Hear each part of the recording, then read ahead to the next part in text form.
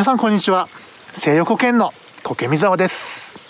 今日はですね、栽培補助に来ておりますけれども、 Q&A 動画の後半のご挨拶の動画を撮影させていただいております。このチャンネルも900名を今超えるご登録者の方に、見ていただいております。で、もうすぐ1000人に、なろうとしております。このチャンネルをね、やるスタートの時にはこんなに多くの方に見ていただけるチャンネルになるとはですね、私もまだ思っておりませんでした。で、本当に皆様のおかげです。で、この栽培補助ね、今日は、苔の収穫に来てですね、はい、これから苔の収穫をするんですけれども、苔たちも玉苔があったりとか、ヒノキ苔があったり、大笠苔ですね。で、この向こうにコヤノマンネングサがいっぱいあるんですけれども、こんな補助になっております。向こうはですね、灰苔、砂苔などですね、栽培しています。 Q&A 動画の後半のご挨拶の動画を補助から撮れればなと思いまして撮影しております。では早速なんですけれども、Q&A 動画後半の Q&A 動画ですね、楽しんでいただければと思います。続きまして大笠苔の質問が来てます。大笠苔の葉が2段に展開してしまいますということですね。ちょうど私も栽培している中で2段に開いている大笠苔を見つけて持ってまいりました。これとかですね、これも今2段になってますよね。綺麗に2段になってる。で、これもちょっと2段になりかけている感じですね。これ2段になってますよね。このカーブなんですけれども、2段になりかけそうな感じなんですけれども、1段に収まってるような感じにも見えますよね。さらに上手に展開してくれてる感じですよね。なんか葉が重なってこのようにね、厚みが出てくるんですね。これが本来正しい葉の開き方なんですけれども、で、惜しいやつだとちょっとこうなっちゃう感じですね。はい。で、これとかもちょっと惜しいですよね。2段になっちゃってるんですけども、これなんかも完璧に2段になっちゃってますよね。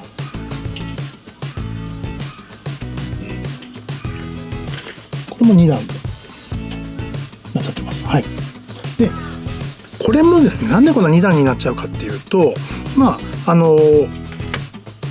この徒長しちゃってると、徒長の現象の一つではないかなというふうに思いますけれども、こうやって栽培している笠苔、大笠苔でも2段になることがあるので、2段になったりすることもあるということだと思います。で、自然に自生しているような大笠苔、笠苔の中にもこのように2段に展開しているような株もぼちぼち見受けられるので、一定数の株はこのような現象になってしまうんじゃないかなというのはあると思いますので、そうなってしまう現象もありますよということで、覚えておいていただければと思います。徒長しやすい環境にあるものはこの2段になりやすいというのも言えますね。徒長の原因の一つだと思います。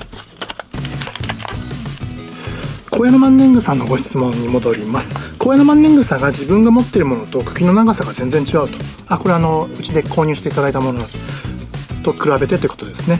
はい。ここまで大型にするようなコツありますかということなんですけれども、で、私もですね、自生している、立派な株と比べて西洋苔園で栽培しているコヤノマンネングサの株が自生している株よりも大きくなっているというような株がたくさんできたんですね。で、それはとても嬉しいことでもあったんですけれども、狙ってそうしたわけではなくて、栽培してみてなんとかうまく栽培しようといろいろ試行錯誤していた結果、結果的に栽培種が大きくなっているという現象が出てたというだけなので、何か大きくするためにやったことがあるかというと、何がそれを大きくさせた要因なのかというのは私も分かりません。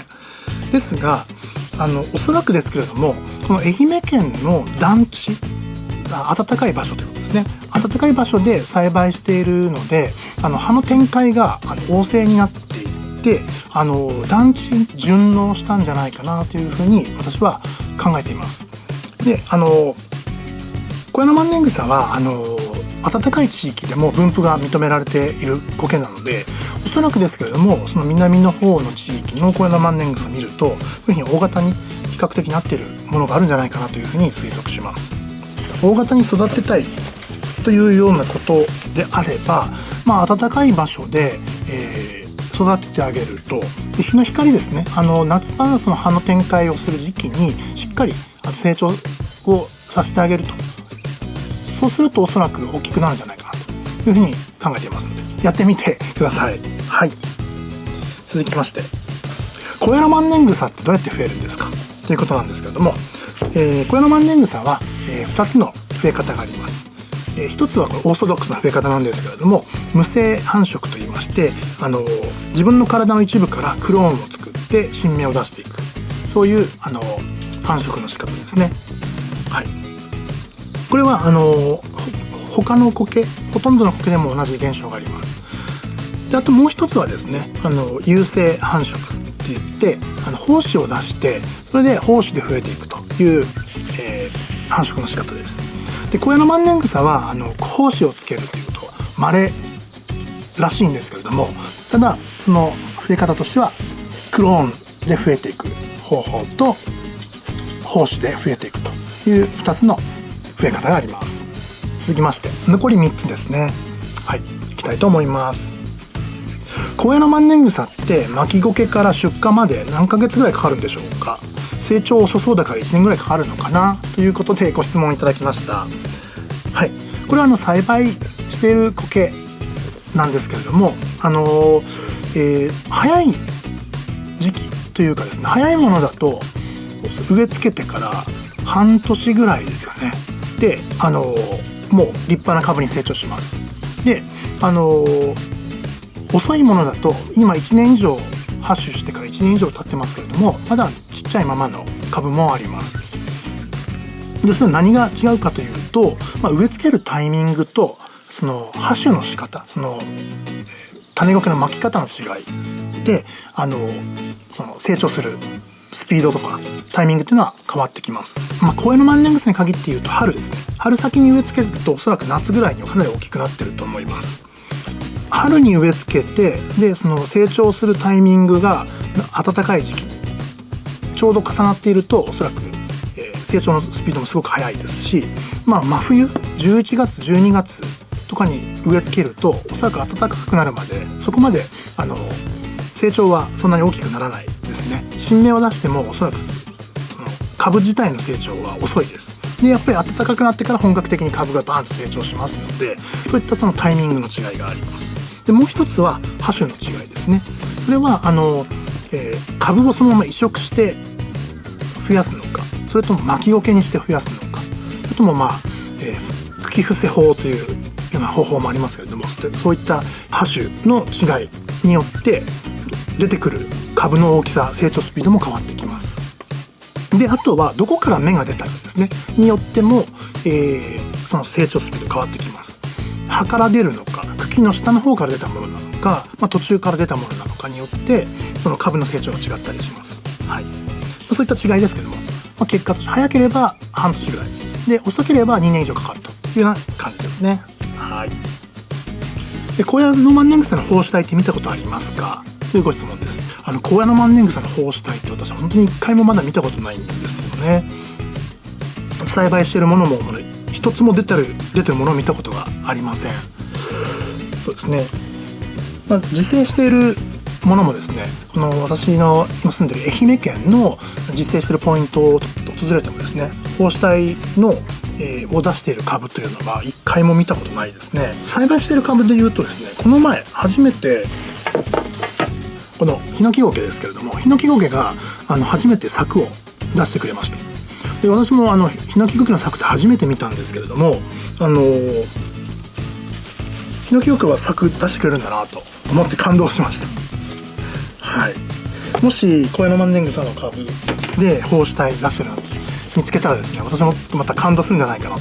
という、それぐらいのレベルで珍しいですね。はい、で最後いきましょうかね。卵毛が枯れたように茶色くなりました。復活はできませんでしょうか。 LED で育てています。 LED 照明で育てています。水も与えていたのですが残念です。治療法を教えてくださいということなんですけれども、復活はできます。卵毛に関しては復活します。で、前回の動画から前の動画で茶色くなった苔の復活方法の動画を出したんですけれども、そこで詳しく解説しています。実際にこれが茶色くなった卵毛ですねが、今は季節がですね秋になってきて、卵毛は冬寒くなると元気になって新芽を出してくれる苔なので、このようにね、見事に新芽を出してくれます。今ちょっとすいません、西日でだいぶ色が見にくいかもしれませんが、こんな感じで、はい、復活します。卵毛はですね、自生環境でも本当にいい環境の場所でも夏はね茶色くなったりすることがかなりあります。で、冬になるともう一気に復活してですね、もう一面緑になりますので復活できますよ。茶色くなってもそのまま同じように育ててあげて、もし夏場ですね、もうめちゃくちゃ暑いような場所で育てているのであれば、ちょっと涼しい場所に移動してあげるとか、多少暗くてもいいので日中そんな気温が上がらない場所を探して、そこに、常に置いてあげるということがいいかなと思います。それで養生してあげるとすぐにね新芽を伸ばしてくれたりとかしますので、諦めずに、また大切にね育ててあげてください。はい。で、Q&A 最後まで見ていただきまして本当にありがとうございます。で、これからもね苔好きの方にとって、楽しいチャンネルで有益なチャンネルになるように、苔栽培のこの栽培農家としていろいろな、ことをね、皆様に苔のことを知っていただければと思いますので、今後も面白い動画をたくさん作っていきたいと思います。で、私も苔テラリウムも、作品をですね定期的に作っておりまして、地元の、産直市場の方に並べさせていただいておりますので、そういった苔栽培農家の視点というところもあるんですけれども、苔テラリウムの作家としての、苔の魅力、そういったものもね今後もお伝えしていければと思います。はい、今日の動画いかがでしたでしょうか。苔に関するご質問はもういつでも随時お受け付けしております。で、LINE ですとか、YouTube のこのコメントでも結構ですし、あとはInstagram、Twitter の DM、それでも大丈夫です。で、ホームページがありますので、ホームページのもちろんメールアドレスですね、そちらの方からもご質問随時受け付けております。で、一つ一つですね丁寧に私分かる範囲であれば一つ一つ丁寧にご返答させていただいておりまして、で苔のご質問をいただくことがですね私にとってもすごく勉強になりますので、お気軽にどうぞ送ってください。苔のご質問ですとか疑問ですね、そういったもの何でも結構です。で、また定期的にね Q&A 動画にして皆様にそれをまたフィードバック還元していくというようなこともねしていければと思いますので、ぜひお気軽にご質問ください。それでは、今日の動画はいかがでしたでしょうか。この動画よろしければグッドボタンお願いします。それでチャンネル登録もしまだの方がいらっしゃればぜひ登録していってください。最後まで動画を見ていただきましてありがとうございました。それでは失礼いたします。さようなら。